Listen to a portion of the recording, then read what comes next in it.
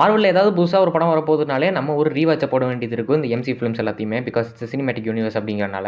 இப்ப மார்வல் சைடுல இருந்து தண்டர்போல்ட்ஸ் ரிலீஸ் ஆக போகுது. ஸோ அது பார்க்கறதுக்கு இந்த மாதிரி 30 படம் பார்க்கணும், இந்த 2-3 சீரிஸ் பார்க்கணும், இதெல்லாம் பார்த்தா தான் உங்களுக்கு புரியும் அப்படின்னு சொல்லியிருந்தாங்கன்னா அதெல்லாம் கிடையாது. இந்த படம் கண்டிப்பா ஸ்டாண்டர்டானாவே ஆடியன்ஸுக்குலாம் ஒர்க் அவுட் ஆகிடும் அப்படிங்கிற மாதிரி தான் சொல்லப்பட்டு வருது. பட் இருந்தாலும் ஸ்டாண்டர்டான ஒர்க் அவுட் ஆனாலுமே ஒரு சில விஷயங்கள் நம்ம தெரிஞ்சுக்க வேண்டியது அவசியமாக தான் இருக்கும். ஏன்னா இன்னும் ஒரு பெட்டர் அண்டர்ஸ்டாண்டிங்க்கு அதுதான் நமக்கு யூஸ் ஆகும். ஸோ இந்த வீடியோ எதுக்குன்னா இது ஒரு ரெடியூஸ்டு சிலபஸ் மாதிரி இந்த தண்டர்போல்ட்ஸ்ல நடக்க போகிற ஈவெண்ட்ஸ் அண்ட் இதில் வரக்கூடிய கேரக்டர்ஸ் எல்லாமே இதுக்கு முன்னாடி என்னென்ன பண்ணிட்டு இருந்தாங்க, இதுக்கு முன்னாடி என்னென்ன ஈவெண்ட்ஸ் எல்லாமே நடந்துச்சு அப்படிங்கிறது எல்லாமே கவர் பண்ணுறது தான் இந்த வீடியோ. ஸோ ஒரு ஃபுல் ரீகேப் மாதிரின்னு வச்சுக்கோங்களேன். ஆரம்பிக்கலாங்களா?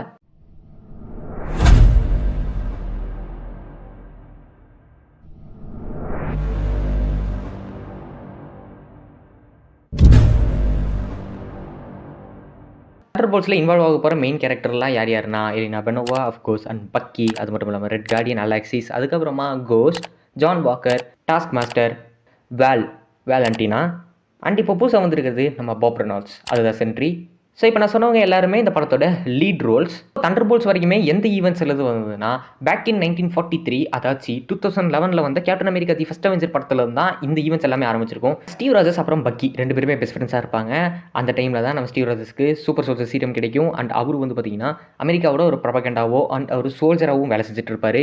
வேர்ல்டு வார் 2 டைம்லேருந்து ஸ்டீவ் ராஜர்ஸ் அண்ட் பக்கி சேர்ந்து ஏகப்பட்ட மிஷன்ஸில் வந்து இன்வால்வ் ஆகியிருப்பாங்க. ஒரு கட்டத்தில் பக்கி ஹைட்ராவால் கடத்தப்பட்டு ஏகப்பட்ட எக்ஸ்பெரிமெண்ட்ஸ்க்குள்ளே இன்வால்வ் ஆகியிருப்பாரு. அண்ட் அங்கிருந்து ஹவுலிங் கமாண்டோஸ்க்கு நம்ம கேப்டன் அமெரிக்கா அண்ட் பக்கி ஹெல்ப் பண்ணி ஒன்றா சேர்ந்து ஒர்க் பண்ணியிருப்பாங்க. அப்போ தான் நம்ம பக்கி ட்ரெயின்லேருந்து தவறி கீழே விழுக அந்த இடத்துல அவர் ஒரு ஸ்டோரியை லீட் பண்ணுவார். பட் அந்த டைம் கேப்டன் அமெரிக்காவுக்கு பக்கி செத்துட்டாரு அப்படிங்கிற தாட் தான் வந்து இருக்கும். அதுக்கப்புறமா ஒரு ட்ரெஷராக்ட் எடுத்துகிட்டு போயிட்டு ஐஸ் கடியில் மூழ்கியிருப்பார். இங்கிருந்து நேராக நம்ம 2012 வந்து அவெஞ்சர்ஸோட ஈவெண்ட்ஸுக்கு வந்து போனோம். அங்கே நம்ம கேப்டன் அமெரிக்கா மற்ற அவெஞ்சர்ஸ்க்குலாம் உதவி கேப்டனாக இருந்து லீட் பண்ணி சிட்டாரி படையை எதிர்த்து சண்டை போட்டிருப்பாங்க. அண்ட் லோக்கியுமே டிஃபீட் பண்ணியிருப்பாங்க. மக்களுக்காக எதிர்த்து இந்த மாதிரி அவெஞ்சர்ஸ் சண்டை போட்டனால மக்கள் மத்தியில் எர்த்ஸ் மைட்டியஸ்ட் ஹீரோஸாக நம்ம அவெஞ்சர்ஸ் வந்து மாறிடுவாங்க. இப்படி இருக்கும்போது சூப்பர் ஹீரோஸ் பயங்கர பாப்புலரைஸ் ஆகிடுவாங்க. அதுக்கப்புறமா ஸ்டார்க் டவராக இருந்தது அவெஞ்சர்ஸ் டவராகவே நம்ம டோனி ஸ்டார்க் வந்து மாற்றிடுவார். அங்கேருந்து நேராக 2014 நடந்த ஈவெண்ட்ஸான அந்த கேப்டன் அமெரிக்கா வின்டர் சோல்ஜருக்கு நம்ம போனோம். அங்கே வந்து பார்த்தீங்கன்னா நமக்கு ஒரு உண்மை வந்து தெரிய வரும். நம்ம பக்கி இன்னும் சாவலை. அவர் வந்து ஹைட்ராவால் கேப்சர் பண்ணப்பட்டு ஹைட்ரா காக்டெயில் கொடுக்கப்பட்டு ஒரு மெட்டல் ஆர்ம்ஸ் கொடுக்கப்பட்டு அண்ட் அது மட்டும் இல்லாமல் ஆக்டிவேஷன் கோச் மூலிமா மைண்ட் கண்ட்ரோலுமே பண்ணி வச்சிருப்பாங்க. அவரை ஒரு பயங்கரமான அசசினாக வந்து மாட்டி விட்டுருப்பாங்க. பக்கியை வின்டர் சோல்ஜராக மாற்றி விட்டு அந்த டைமில் இந்த வின்டர் சோல்ஜரை வச்சு ஏகப்பட்ட டார்கெட்ஸை முடிச்சும் கட்டியிருப்பாங்க. அந்த 20th சென்ச்சுரியில் வின்டர் சோல்ஜராக இருந்து ஸ்டீவ் ராஜர்ஸ் அட்டாக் பண்ண அந்த சைடு வந்து பார்த்தீங்கன்னா ஹைட்ரா, யூஎஸ் மிலிட்ரி, அப்புறமா ஷீல்ட் ஏஜென்சி எல்லாத்தையுமே டேக் கண்ட்ரோல் பண்ணுறதுக்கு ட்ரை பண்ணிட்டு இருப்பாங்க. அப்போது Captain America, Black Widow, Nick Fury, சாம்பிள்சன், ஃபால்கன் இவங்க எல்லாருமே சேர்ந்து அந்த ஹைட்ராவோட டெட்லி எரி கேரியர்ஸை அடித்து தும்சம் பண்ணிடுவாங்க. அண்ட் 2016 நடந்த ஈவெண்ட்ஸான சிவில் வாருக்கு போகணும். அங்கே வந்து பார்த்தீங்கன்னா திரும்ப நம்ம பக்கி அசசனாக ரிட்டர்ன் ஆகியிருப்பார். அதுக்கப்புறமா இந்த சைடு அவெஞ்சர்ஸ்லாம் சேர்ந்து சொக்கோவே அக்காச்சை பற்றி பேசிகிட்டு இருப்பாங்க. இந்த மாதிரி கவர்மெண்ட்டுக்கு கீழே வேலை செய்யணுமா இல்லை தனிச்சு தான் சூப்பர் ஹீரோஸ் வேலை செய்யணுமா அப்படிங்கிற அந்த டிபேட் வந்து போயிட்டுருக்கும். இந்த டைமில் வந்து பார்த்தீங்கன்னா டிச்சாலாவோட அப்பாவோட இறப்புக்கு காரணம் அப்படிங்கிறது வின்டர் சோல்ஜர் தான் அப்படின்னு பேரல் ஜீமும் ஒரு பக்கம் கிளப்பி விட்டுருவாரு. இதனால் அவெஞ்சர்ஸ் 2ஆக பிரிஞ்சிருவாங்க. ஒரு சைடு அயன் மேனும், இன்னொரு சைடு நம்ம கேப்டன் அமெரிக்கா டீமில் பக்கி இருப்பார். நம்ம கேப்டன் அமெரிக்கா பக்கி ஃப்ரெண்ட் அப்படிங்கிறதுனால அவரை விட்டு கொடுக்கவே மாட்டார். இதனால் 2 அவெஞ்சர்ஸும் பிரிஞ்சு அவங்களுக்குள்ள ஒரு சண்டை வந்து நடந்திருக்கும். அதுக்கப்புறமா வந்து பார்த்தீங்கன்னா வின்டர் சோல்ஜர் அசாசினா இருந்த நம்ம பக்கி வந்து பார்த்தீங்கன்னா அந்த டைமில் அவர் ஏகப்பட்ட டார்கெட்ஸை போட்டு சொல்லியிருப்பார்ல, அதில் ஒரு டார்கெட்டாக நம்ம டோனி ஸ்டார்க்கோட அப்பா அம்மா இருந்திருக்காங்க அப்படிங்கிறத டோனி ஸ்டார்க் தெரிஞ்சுக்கிட்ட அப்புறமா 2 vs 1 ஃபைட் வந்து நடந்திருக்கும். நடந்த ஃபைட்டில் கேப்டன் அமெரிக்கா அவரோட ஷீல்டையும் அண்ட் பக்கி அவரோட மெட்டல் ஆர்ம்ஸையுமே இழந்திருப்பாரு டோனி ஸ்டார்க் கிட்ட. This is the time where Avengers dismantle 2ஆக பிரிஞ்சுட்டாங்க, அஃபீஷியலாக பிரிஞ்சிருந்தாங்க. டெக்னிக்கலாக இந்த சிவில் வார் படத்துக்கு அப்புறம் நடக்க வேண்டிய ஈவெண்ட்ஸாக இருந்தது தான் பிளாக் விடோ படத்தில் நடக்க வேண்டியது. அந்த 2021 வந்துச்சுல அந்த பிளாக் விடோ டெக்னிக்கலாக சிவில் வாருக்கு அப்புறம் நடக்கிறது தான். என்ன தான் சிவில் வாருக்கு அப்புறமா பிளாக் விடோவோட ஈவெண்ட்ஸ் வந்து நடந்திருந்தாலும் அந்த படத்துக்கான பேக் ஸ்டோரி எங்கே ஆரம்பிச்சது அப்படின்னு பார்த்தீங்கன்னா ஓஹைஹோவில் 1995 தான் நட்டாஷா வந்து பார்த்தீங்கன்னா அவளோட அடாப்டட் சிஸ்டரான எலினா பெனோவோடையும் அவங்களோட ரஷ்யன் ஸ்பை ஃபேமிலியான அலெக்சிஸ், அதுக்கப்புறமா அவங்களோட அம்மா மெலினா இவங்க கூட தான் வந்து நட்டாஷா வாழ்ந்து வந்துட்டு இருந்தா. பட் இந்த ரஷ்யன் ஃபேமிலி எக்ஸ்போஸ் ஆகிட்ட அப்புறம் அவங்க என்ன பண்ணுவாங்கன்னா எஸ்கேப் ஆகி கியூபாவுக்கு போயிருப்பாங்க. அங்கே ட்ரேக்கா கூட இருப்பாங்க. அப்போது ட்ரேக்கா கூட அந்த ரெட் ரூம் ப்ரோக்ராமில் நட்டாஷா அண்ட் எலினா பெனோவா ட்ரெயின் ஆகியிருப்பாங்க. இப்படி இந்த ரெட் ரூமில் அவங்க ஏகப்பட்ட அந்த ஸ்ட்ரகிள்ஸை வந்து அண்டர்கோ பண்ணிவிட்டு இந்த மாதிரி சிவில் வாரோட ஈவெண்ட்ஸ் எல்லாம் முடிஞ்சிட்ட அப்புறமா அகெயின் நம்ம நட்டாஷா எலினா பெனோவாவோட ரீயூனைட் ஆகி டாஸ்க் மாஸ்டர் எதுக்கு போவாங்க. டாஸ்க் மாஸ்டர் எந்த மாதிரியான ஒரு வில்லன்னா ஒருத்தரோட காம்பட் மூவ்ஸை அப்படியே காப்பி பண்ணி அவங்களுக்கு எதிராகவே அவங்களோட காம்பட் மூவ்ஸை யூஸ் பண்ணுற மாதிரியான ஒரு வில்லன். அது முடிஞ்சிட்டு அப்புறமா அலெக்சிஸை ரெசின் ஜெயிலிருந்து வெளியே எடுத்துருப்பாங்க. வெளியே எடுத்துட்டு அப்புறம் தான் நமக்கு ஒரு உண்மை அப்படிங்கிறது தெரிய வரும்.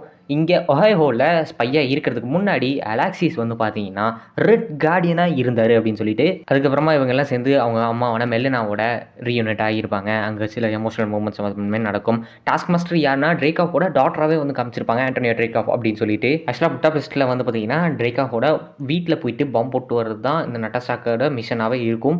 அங்கே அவங்க பாம்பு செட் பண்ணிட்டு அப்புறம் வெடிச்சு சிதறிடும். அந்த டைமில் ட்ரேக்காஃப் அப்புறம் அவங்களோட டாட்டருமே இறந்துருப்பாங்க அப்படின்னு தான் நினச்சிருப்பாங்க நம்ம நட்டாஷா. பட் அவங்க 2 பேருமே உயிரோடு தான் இருந்திருப்பாங்க. அதுக்கப்புறமும் ரெட் ரூமை ஒரு ரன் பண்ணிட்டு தான் இருக்காருங்கிற விஷயமே தெரிய வரும். ஸோ இதனால் நட்டாஷா என்ன பண்ணுவாங்க அப்படின்னு பார்த்தீங்கன்னா ரெட் ரூமில் இருக்கக்கூடிய ஒரு சில பிளாக் விடோஸ் அதுக்கப்புறமா ஆண்டோனியோவையும் சேர்த்து ஒரு ஆன்டிடோட் மூலியமாக அவங்களோட மைண்ட் கண்ட்ரோல்லேருந்து அவங்க எல்லாரையுமே வெளியே வர வச்சுருப்பாங்க. இதுக்கப்புறமா ரெட் ரூம் அப்படிங்கிறது கிராஷ் ஆகியிருக்கும். ஸோ இதுலேருந்து பிளாக் விடோ படத்தோடைய போஸ்ட் கிரெடிட் சீனுக்கு போனீங்கன்னா எலினா வந்து பார்த்தீங்கன்னா அவளோட அக்காவான அந்த சிஸ்டரான நட்டாஷாவோட கிரேவில் வந்து இருப்பா. அதெல்லாமே ப்ரெசென்ட் ஈவெண்ட்ஸாக நடந்திருக்கும் அந்த போஸ்ட் கிரெடிட் சீனில், which is after Avengers end game. அப்போது நம்ம எலினா பெலோவா வந்து பார்த்தீங்கன்னா இந்த மாதிரி உங்கள் அக்காவோட சாவுக்கு காரணம் இவன் தான் அப்படின்னு சொல்லிட்டு கிளிங்க் பாட்டனை போட்டு தள்ளுறதுக்கு வேண்டி வேலுக்கு கீழே ஒரு அசசினாக வந்து வேலை செய்வா. இது இன்னும் தெளிவாக புரியறதுக்கு எந்த ஈவெண்ட்ஸுக்கு தெரியுமா போனோம்? 2019 அவெஞ்சர்ஸ் இன்ஃபினிட்டி வார்னால தான் அந்த ஈவெண்ட்ஸுக்கு போகணும். அங்கே தானோஸ் கிளம்பி வந்திருப்பாரு எல்லா ஸ்டோன்ஸையும் கலெக்ட் பண்ணிவிட்டு. அண்ட் அவெஞ்சர்ஸ் வந்து பார்த்தீங்கன்னா ஒக்காண்டால பக்கி கூட ரீயூனைட்டாக இருப்பாங்க. வேறு பக்கிக்கு ஒரு புது ஆமே வந்து கிடச்சிருக்கும். எல்லா ஸ்டோனையும் கலெக்ட் பண்ண நம்ம தானோஸ் மாமா வந்து பார்த்தீங்கன்னா ஸ்னாப்போட அங்கேருந்து முக்கால்வாசி அவெஞ்சர்ஸ் அண்ட் பாதி மக்களே மறைஞ்சிருவாங்க. அதில் நம்ம பக்கியும் இருப்பார். அண்ட் இங்கேருந்து அப்படியே கட் பண்ணி ஹாக்கை சீரிஸுக்கு வந்தீங்கன்னா எலினா பெலோவாவுமே இந்த தானோஸோட ஸ்னாப் மூலிமா டஸ்ட்டாக இருந்தா அப்படிங்கிறத தெளிவாக காட்டியிருப்பாங்க. Infinity war and end game இது ரெண்டுத்துக்கும் இன்பிட்வீனில் நடக்கக்கூடிய அந்த படம் தான் ஆண்ட்மேன் அண்ட் தி வாஸ்ப். இந்த படத்தில் ஏவா ஸ்டாரை இன்ட்ரடியூஸ் பண்ணியிருப்பாங்க. ஏவா ஸ்டார் தான் கோஸ்ட். ஏவா ஸ்டார் வந்து பார்த்தீங்கன்னா டாட்டர் ஆஃப் அலையாஸ்டார். அலையாஸ்டார் யார் அப்படின்னு பார்த்தீங்கன்னா ஷீல்டில் இதுக்கு முன்னாடி ஃபார்மர் சயின்டிஸ்ட்டாக வந்து ஒர்க் பண்ணிட்டு இருந்திருப்பாரு. அவர் வந்து பார்த்தீங்கன்னா அவரோட ஓன் குவாண்டம் டனல்லாம் கிரியேட் பண்ணலாம் அப்படின்னு நினைக்கும் போது அந்த குவாண்டம் டனல் மொத்தமாக வெடிச்சு செதறிட்டு இருந்திருக்கும். அதில் அவர் செத்துருவார். பட் அவரோட பொண்ணான ஏவா ஸ்டார் வந்து பார்த்தீங்கன்னா அந்த வெடிச்சு செதுனா அந்த குவாண்டம் எனர்ஜியால் அஃபெக்ட் ஆகப்பட்ட ஏவானால வந்து பார்த்தீங்கன்னா she can phase through any objects. அவரால் எனி ஆப்ஜெக்ட்ஸ்குள்ளே வெளியே போயிட்டு வர முடியும். பட் அதோட கண்ட்ரோலே இல்லாமல் ஏவாவை ஷீல்டு அக்வயர் பண்ணியிருப்பாங்க. அங்கே பில் ஃபாஸ்டர் வந்து பார்த்தீங்கன்னா அவளுக்கான ஒரு சூட்டையுமே தயார் பண்ணி கொடுத்துருப்பாரு. ஷீல்டு கொலாப்ஸ் ஆனதுக்கப்புறம் பில் ஃபாஸ்டர் தான் ஏவாக்கான தனியான ஒரு சேம்பரை வந்து கிரியேட் பண்ணி கொடுத்துருப்பாரு அவரோட பாடியை வந்து கண்ட்ரோலில் வச்சுக்க. இந்த ஆண்ட்மேன் அண்ட் தி வாஸ்ப் படத்தில் வந்து பார்த்தீங்கன்னா பில் ஃபாஸ்டர் அண்ட் ஏவா 2 பேருமே சேர்ந்து ஹேங்க் பிம்மோட லேபை வந்து தூக்குறதுக்கு தான் பிளான் பண்ணியிருப்பாங்க.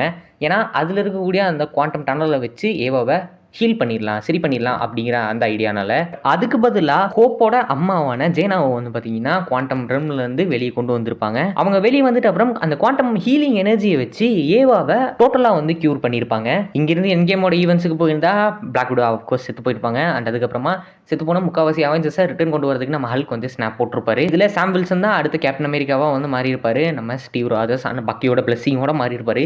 இதுலேருந்து நேராக அந்த டிஸ்னி ப்ளஸ் சீரிஸான ஃபால்கன் அண்ட் வின்டர் சோல்ஜருக்கு நம்ம வரணும்.